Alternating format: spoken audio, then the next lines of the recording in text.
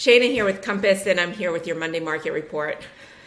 One of these days, I'm going to show you the bloopers of what I record before you see what you see. And maybe I should. Maybe I'd get more views if I just do the blooper version. This is like version 6, I think. So we're going to try this again. And it's Monday afternoon. I've gotten a lot done today, but let's see what I can get accomplished with you guys. I wanted to show you some different numbers. And so I have all these. So I'm a nerd, guys. Like, I've been a nerd my whole life. I'm obsessed with this type of stuff. I have all these little charts and numbers and things that I watch, and collectively they paint a story.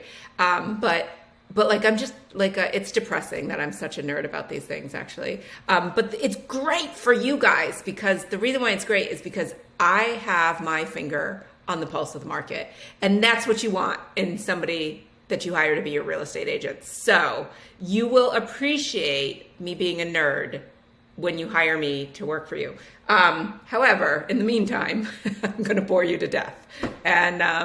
But it's interesting stuff sometimes. So like, these are some new charts that I'm gonna go, and we'll see if I can make it to the other chart that I go, and we might have to go through that one quickly. But these dials here are really interesting. And so they show, the needle shows where June 2022 was. And the shaded region in all of these dials shows what the 5-year average for June was. So, and of course, they don't start at 0. None of them start at 0. They all start at different numbers. I don't know what story they're trying to tell here, and I can't change it. So bugs me that I can't start them where I want to start them, but that's okay. So we're just going to look at the numbers and see that in closed sales and in new pendings and active listings, we're all below what the 5-year average was for June. And that's not surprising. We know this. We have low inventory. So that's the story that we're kind of saying here. The month supply here, the average over the last 5 years was 2.8, which is really interesting because 6 months is considered by our industry standards a balanced market, meaning balanced for both buyer and seller. We have been in a seller's market pretty much for like years now. So in the last 5 years specifically, so to be at 1.5 months of inventory in June means that we're very far.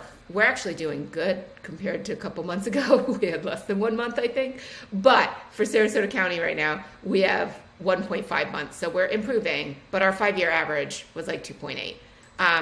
Also, kind of the months of supply and new listings. The median sales, no big surprise here that the list price and the median sales are almost 100,000 or more over where we were for a 5-year average. So that's no surprise there.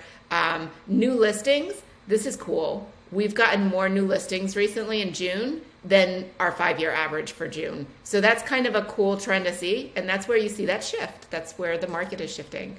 So the days on market, those are some cool dials too, because in June we were at like 5 days on market for median or 12 days for average. And then the 5-year average was 33 and 56 days. So like, we became so accustomed to, it's only been on a week. What's wrong with it? And now we're starting to see things last longer. But if you look at our 5-year average, we're getting back to some kind of normalcy in the way that we list things. So those are some of those numbers. I have like a minute before I need to finish up with the stuff. But let's touch into this stuff really quick. The decreases have gone down a little bit, but we're still over 500. Last week, we were at 600 decreases over a seven-day period. Our new listings were at 493. We had 639 new listings in the last 7 days. That's unheard of. And our closings, our solds were 400. We had a few more solds. So this gap here between new listings and sold, getting bigger, which is creating more inventory, which is also allowing things to stay in the market longer. And that's where those price adjustments are coming from. We're stabilizing. It's cool. So I don't have a lot of time left. That's what I got for today. And you can look at these numbers and compare them if you want to watch last week's video. I hope you all are doing well. And I'll think about making this more lively. Take care, guys. Happy Monday.